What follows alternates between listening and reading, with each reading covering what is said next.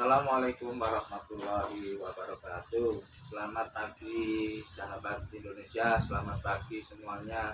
Kali ini saya akan berbagi tips bagaimana caranya berhenti merokok. Memang kalau kita sudah menjadi pecandu rokok itu sangat kemungkinan kecil untuk berhenti. Namun saya pribadi ini bercerita karena apa? Karena memang saya betul-betul berhenti dari kegiatan merokok. Langkah yang pertama adalah sebelum saya terangkan ini, sahabat Indonesia dulu jangan lupa subscribe dulu ya. Ini saya betul-betul menceritakan kondisi real, kondisi nyata tanpa rekayasa, karena memang saya mengalami, jadi saya bisa bercerita. Yang pertama adalah itu niat. Jadi teman-teman semuanya atau sahabat Indonesia semuanya, jangan ketika mau berhenti merokok itu jangan berpikiran bahwa mau berhenti itu harus menggunakan terapi atau apa dan lain sebagainya. Itu jangan disarankan lah. Saya pernah mengalami itu, wah gagal semuanya. Yang paling utama adalah niat. Itu kunci dari sebuah niat ingin berhenti merokok. Namun ketika kita sudah niat, tekadkan lulusnya itu dalam artian gini, pokoknya saya memang niat berhenti, tapi tidak bisa seketika itu langsung berhenti, itu nonsens. Tahapannya adalah yang saya alami. Yang pertama, saya kurangi setiap hari, minimal yang awalnya satu slop atau satu cepet, kurangi satu.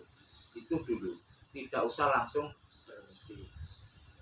Memang yang sulit ketika kita mau berhenti merokok itu ada beberapa momen yang tidak mungkin kita hindari dari kegiatan merokok. Yang pertama, ketika kita bertemu teman yang memang teman merokok atau ahli hisab, itu tidak mungkin kita hindari, tidak bisa. Yang kedua, jika kita setelah makan itu tidak bisa dihindari, pasti rasa ingin merokoknya sangat tinggi.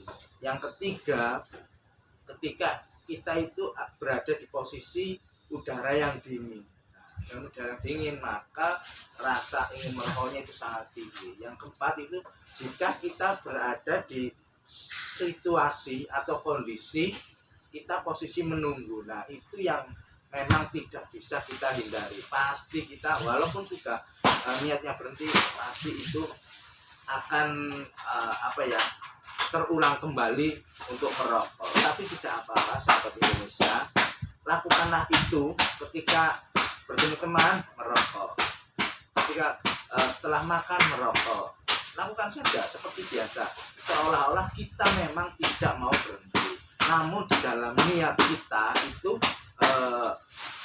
berhenti. Apalagi para pecandu kopi itu tidak lepas dari rokok, tapi faktanya saya betul-betul berhenti dan mengopi tanpa merokok. Rasanya mungkin tidak seenak kalau ngopi harus merokok, itu enggak. Tapi saya juga bisa, ternyata juga lebih enak ngopi tanpa rokok. Nah ini ya, kalau nggak ada rokok pun sarapan, nah kebab ini bisa. Terus triksnya ketika sudah ada niat, bagaimana setelah niat itu? Nah yang kedua ini, teman-teman lakukan merokok terus. Syukur-syukur pada waktu kondisi badan tidak enak, merokoklah terus sampai merokok itu rasanya pahit. Sehingga ketika kita sudah melakukan itu, ternyata di dalam otak kita itu nanti ada timbul trauma. Contoh traumanya ketika kita kondisi tidak enak merokok, nah itu nanti di bawah alam sadar kita, ketika kita merokok itu tidak enak, karena waktu kita pernah merokok kondisi tidak enak itu, cuman kita tidak sadar. itu salah satu faktor apa itu ya untuk berhenti merokok. Jadi habiskanlah satu slop itu ketika kita merasa waktu merokok itu enggak enak. Kalau waktu merasa feelnya enak untuk merokok, berapapun yang kita hisap habis semua.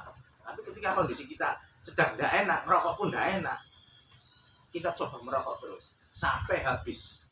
Tapi kondisinya pas tidak enak, itu nanti akan menimbulkan trauma ternyata di otak kita, bahwa nanti kalau sudah sembuh ketika kita mau menghisap, loh kok ternyata ada trauma yang membuat kita itu enggak enak. Itu salah satu beberapa triksnya. Nah, namun ketika kita sudah contoh bulan ini kita berhenti, sudah tidak merokok, selang beberapa bulan kemudian pasti akan timbul kembali, itu pasti. Contoh saya, setelah 4 bulan rasa ingin merokoknya lagi, merokok lagi, kan berarti tidak berhasil. Bukan itu juga, itu ya salah satu proses untuk berhenti merokok. Jadi jangan ketika sudah berhenti terus merokok lagi, wah ini gagal, udah kita coba lagi, kita coba yang kedua lagi dengan metode yang sama, yang lebih ekstrimnya lagi. Ya sudah, saya berhenti merokok, tidak beli rokok, tidak beraktivitas dengan orang lain yang merokok, udah itu lebih ekstrimnya. Tapi yang langkah yang tadi seperti awal, merokoklah ketika kondisi tidak enak, silahkan dicoba kembali, sehingga nanti akan menimbulkan trauma di otak kita. Oh, ternyata kondisi tidak enak, merokok itu tidak enak, baunya itu nanti bikin kita itu tidak enak.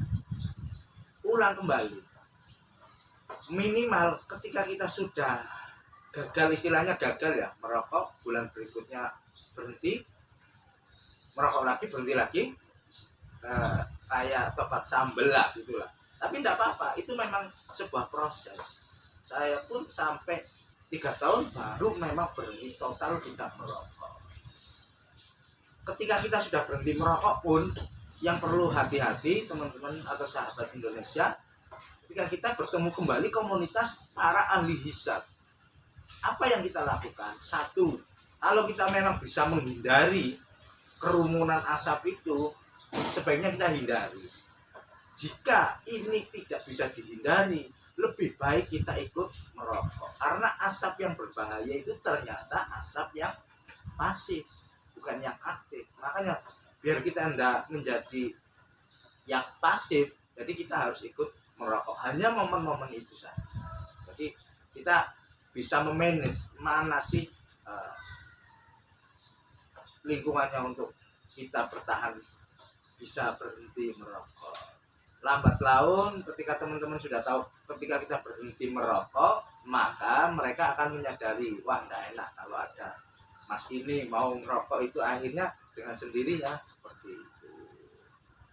Oke, sementara tips berbagi bagaimana cara berhenti merokok mudah-mudahan bermanfaat untuk sahabat-sahabat semuanya. Jangan lupa subscribe, like, comment, and share ke teman-teman. Assalamualaikum warahmatullahi wabarakatuh. Oke dulu guys.